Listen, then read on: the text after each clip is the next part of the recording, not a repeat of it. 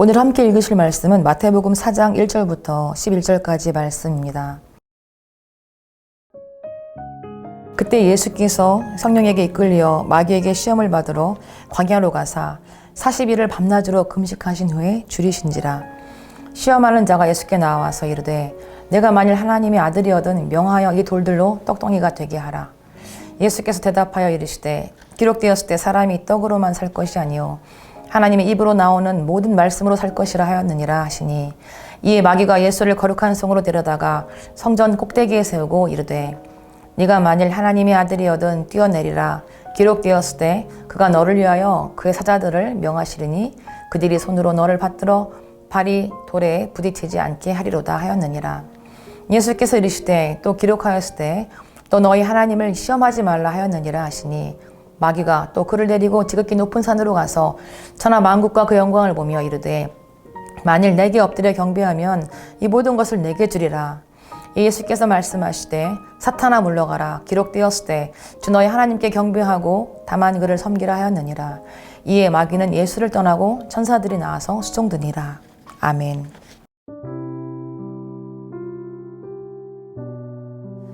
예수님께 성령이 임하시고 하나님께서 이는 내 사랑하는 아들이요 내 기뻐하는 자라고 말씀하신 이때에 예수님은 시험의 주관자인 성령께 이끌리어 시험의 출제자인 마귀에게 시험받으러 시험 장소인 광야로 가십니다.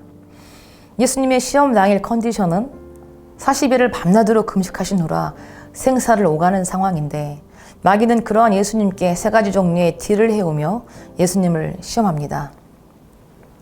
첫 번째, 돌로 떡이 되게 하라고 시험합니다. 가장 기본적인 욕구를 충동질한 것입니다.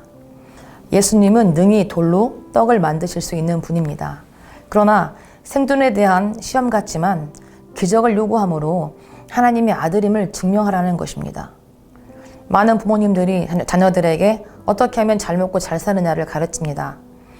하나님의 입으로부터 나오는 말씀으로 사는 법을 가르치지 않습니다. 학교 교육도 생존에 관한 것이지 하나님의 뜻대로 사는 법을 가르치지는 않습니다. 이것은 하나님 나라 백성들이 삶의 목적이 아닙니다. 이렇게 이기기가 거의 불가능한 욕구 앞에서 예수님은 신명기 8장 3절의 말씀을 인용하여 사람이 떡으로만 살 것이 아니라 하나님의 입술로부터 나오는 모든 말씀으로 산다고 답하셨습니다. 하나님의 피조물인 인간에게 육은 생존의 중요한 부분이지만 이것이 다가 아니라는 것입니다. 하나님의 형상으로 지음받은 하나님의 자녀는 하나님의 말씀으로 사는 고귀한 영의 사람임을 마귀에게 나타내신 것입니다. 그리고 생명 유지 이상의 자신의 능력을 과시하는 기적은 하지 않으신다는 예수님의 의지를 보이신 것입니다. 하나님 나라 백성들은 하나님 아버지의 뜻이 하늘에서 이루어진 것처럼 땅에서도 이루어지기를 구하면서 살아야 합니다. 그의 나라와 그의 의를 구하는 삶을 살아야 합니다.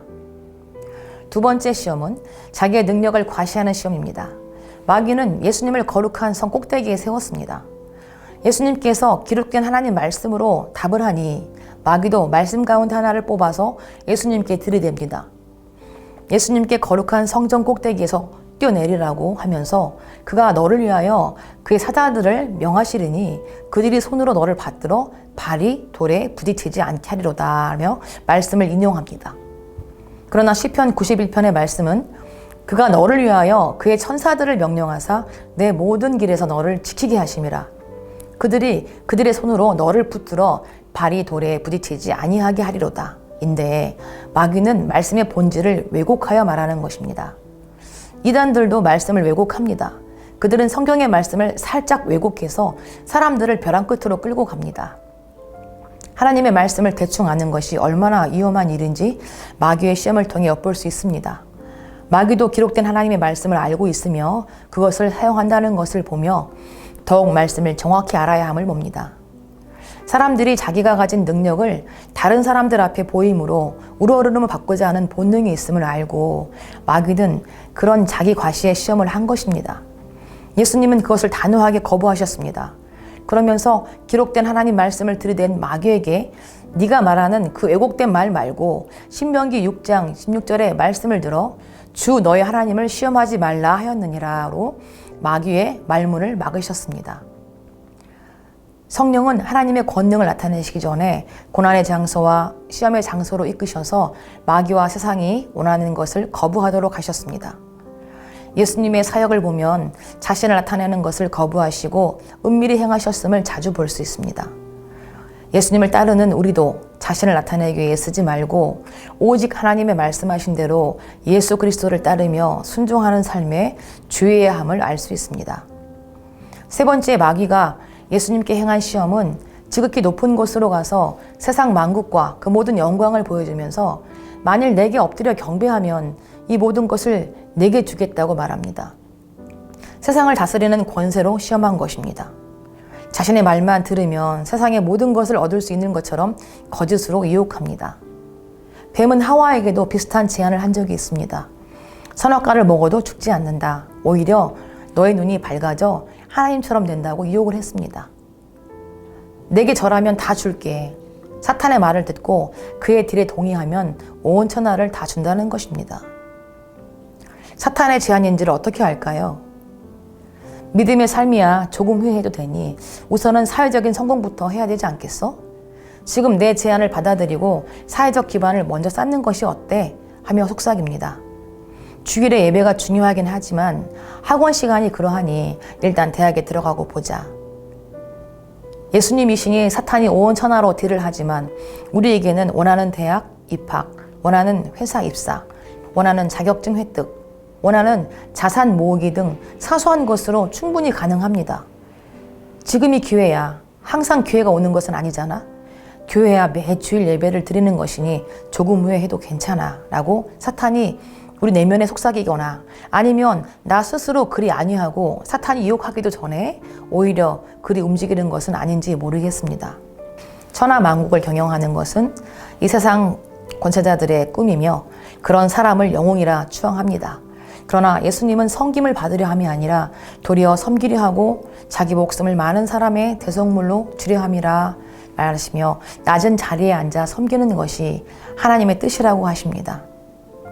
예수님은 신명기 6장 13절, 14절의 말씀을 그대로 인용하여 말씀하십니다. 사탄아 물러가라. 기록되었을 때 주 너희 하나님께 경배하고 다만 그를 섬기라 하였느니라. 이로써 예수님은 하나님의 말씀으로 자신을 넘어뜨리려고 하는 마귀를 물리치셨습니다. 예수님을 넘어뜨리려는 것에 실패한 마귀는 예수님을 떠나고 마귀가 떠난 자리에 천사들이 나와 수종을 듭니다. 사탄은 지금 이 순간에도 하나님의 자녀임을 입증해보라며 우리를 시험합니다. 그러나 우리는 이미 예수님을 영접함으로 하나님의 자녀가 되었기에 사탄에게 증명할 필요가 없습니다. 마귀가 때로 정말 우리에게 간절한 것들을 들이대며 딜을 해오거나 유혹해 올 때 예수님처럼 승리하시기를 바랍니다. 시험은 무한하게 머물지 않습니다. 하나님께서 허락하신 만큼 이루어지며 시험을 이기면 사탄은 우리를 떠납니다. 마귀는 육신을 입고 오신 예수님께 인간에게 할 수 있는 영혼육의 모든 부분을 시험했습니다. 우리도 우리의 영혼육을 주님께 맡기며 오늘도 모든 시험에서 예수님처럼 승리하시기를 축원드립니다.